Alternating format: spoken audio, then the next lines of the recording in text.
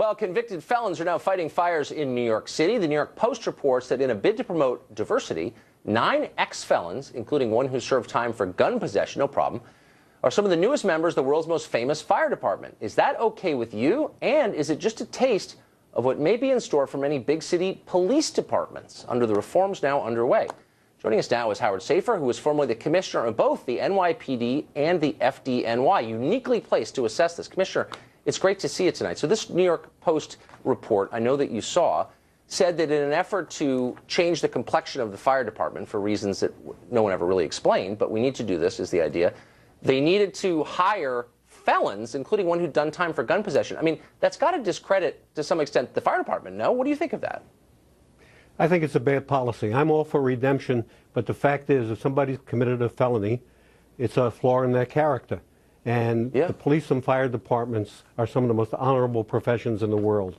And my view is, if you committed a felony, you should certainly be very last in line behind people who did not commit felonies to join the department. Lowering standards is the wrong message, especially in emergency services where lives are at stake.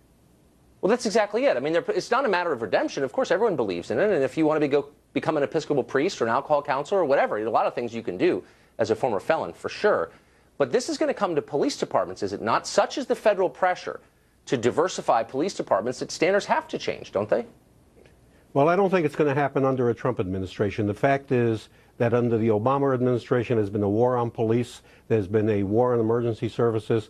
And under a Trump administration, you're going to see quite the opposite.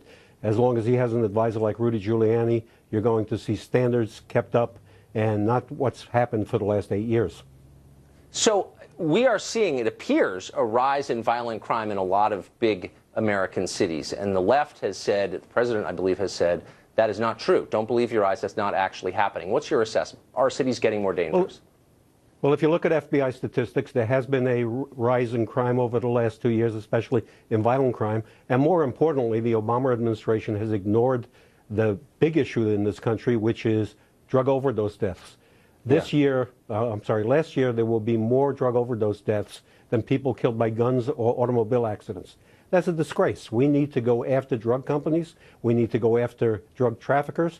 And what's happened in the past year or so is some of the best federal law enforcement people have left because they've been forced out by this administration. So why is that? I mean, you served in New York at the height of the crack epidemic. I remember it. And people acknowledged that it was a crisis. And they said, look, it's destroying our cities. People are dying. Children are being affected in horrible ways. And all resources were brought to bear on that. And actually, it kind of worked. And yet rural America is being devastated. There are some states in New England where, as you just pointed out, that's the leading cause of death for young people. And we seem to be sitting passively by. Why? Crime reduction has not been a priority for the past 8 years for this administration. More of a priority has been going after, in quotes, rogue departments and rogue police officers, when the truth is that 99.9% of police officers and police departments do their job well. The #1 civil right is to be free from harm, not to go after police officers. So if you're coming in as the new president and you're Donald Trump, what's the single most important thing you can do to restore order to the public spaces in this country? You have to prioritize crime, you have to give resources to state and local departments, and you have to appoint people who know what they're doing and who understand how to reduce crime. The #1 job of police departments should be to reduce crime. You know, when we had that tragedy in Dallas, Chief Brown at the time said, you ask too much of police departments to be social workers.